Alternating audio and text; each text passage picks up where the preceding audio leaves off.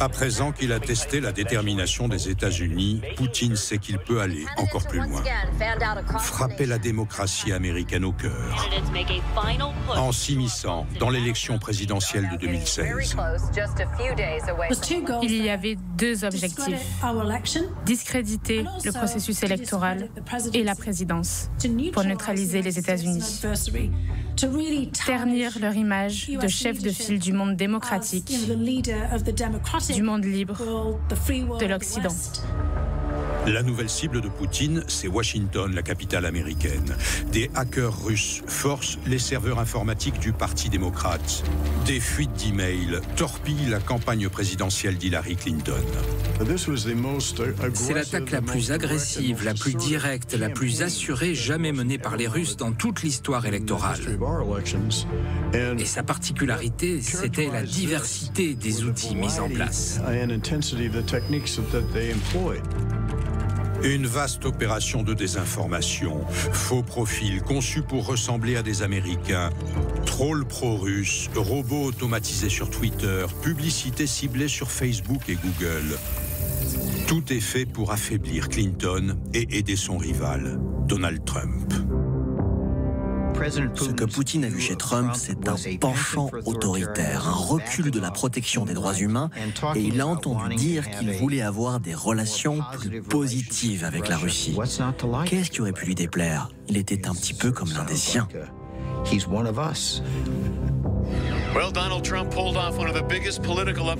Au soir des élections, Trump l'emporte. L'autre vainqueur, c'est Poutine.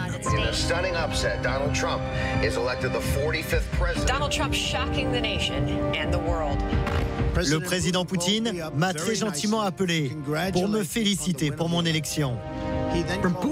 Poutine a eu le sentiment de gagner. Non seulement son candidat avait été élu, mais il avait aussi déstabilisé les Américains et leur foi dans la démocratie. Les mettant dos à dos, les montant les uns contre les autres, trop distraits par cela pour constituer une menace pour lui sur la scène mondiale.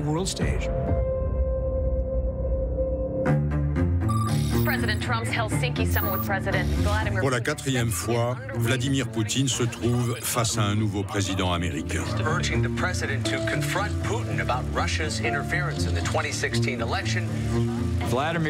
Vladimir Poutine est le plus réaliste et le plus impitoyable de tous les dirigeants que j'ai jamais rencontrés. Il sait exactement ce qu'il pense devoir faire dans l'intérêt de la Russie et il poursuit ce but sans relâche. Sur les images de la rencontre entre le président Trump et Vladimir Poutine, on les voit assis l'un à côté de l'autre. Le président Trump donne le sentiment qu'il veut vraiment tirer quelque chose de ce rendez-vous. Tout d'abord, Monsieur le Président, je voudrais vous féliciter pour cette très bonne Coupe du Monde. Et Vladimir Poutine s'est enfoncé dans son siège sans un sourire. Il ne semblait pas passer un très bon moment. Bien s'entendre avec la Russie, c'est une bonne chose, pas une mauvaise. Ça saute aux yeux. Avec Trump, Poutine a affaire à un président américain très différent. Faire face à Trump, c'est comme avoir une autoroute devant soi sans aucune voiture. Trump n'a jamais compris cela. Il n'avait pas compris quel jeu jouait Poutine. Je pense que Poutine prenait Trump pour un imbécile, facile à manipuler.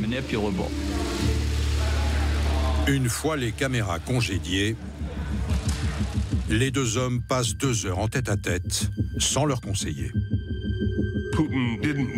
Poutine n'avait pas besoin de l'aide des psychologues du KGB pour savoir comment s'y prendre avec Trump.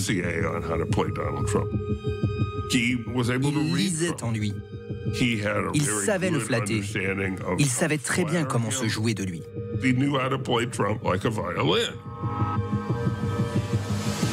Puis, de retour devant les journalistes, Trump provoque la stupeur. Le président Poutine dément toute intervention dans le processus électoral de 2016. Toutes les agences de renseignement américaines disent le contraire. Ma première question, monsieur, est la suivante. Qui croyez-vous? Qui croyez-vous? C'est la façon la plus claire de poser la question au président. Mes équipes sont venues me voir. Dan Coast est venu me voir et quelques autres aussi. Ils ont dit qu'ils pensaient que c'était la Russie. Le président Poutine vient de me dire que ce n'était pas la Russie. Je vais donc vous dire ceci, je ne vois pas pourquoi ce serait le cas. J'étais éberlué, comme tous ceux qui se trouvaient dans la pièce. Nous n'arrivions pas à y croire. Je peux vous dire que le président Poutine a mis beaucoup de conviction dans sa dénégation. Tous ceux qui étaient là ont vu comment Poutine avait retourné Trump. Pour lui, c'était un homme crédule, bête et facilement manipulable, et qui ne faisait au fond que se gargariser de sa propre importance. Extraordinary moment in American history, something I thought I would never see. Disgraceful play by the President of the United States as he stood by Vladimir Putin. De retour à Washington, les commentateurs évoquent une bromance, une amitié virile. À ce moment-là, Trump a un peu été le bras droit de Poutine pour les questions internationales. President Trump on the attack, asking, what good is NATO? Once again, questioning the entire point to one of America's oldest alliances. Et Trump reprend comme en écho les arguments de Poutine concernant l'Ukraine.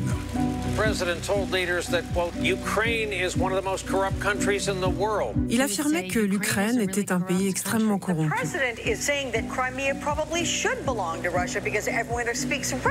La Crimée est russe. Tout le monde y parle russe et veut rejoindre la Fédération de Russie. Donald Trump parroting Vladimir Putin, saying that Ukraine is not even a real country. D'où tient-il cela? Il le tient de Poutine. Il ne fait que répéter ce qu'il a entendu. C'était tellement facile. Trump suggested it's pointless to continue punishing Russia. Il obtient à peu près tout ce qu'il veut de Trump. Une claque pour l'OTAN, l'humiliation de nos meilleurs alliés. Le nombre de cases cochées s'allonge et s'allonge. Poutine a donc dû parier sur une réélection de Trump avec l'espoir de faire ce qu'il voulait avec l'OTAN, avec l'Ukraine, sans avoir à rentrer en guerre. Mais Trump échoue à se faire réélire.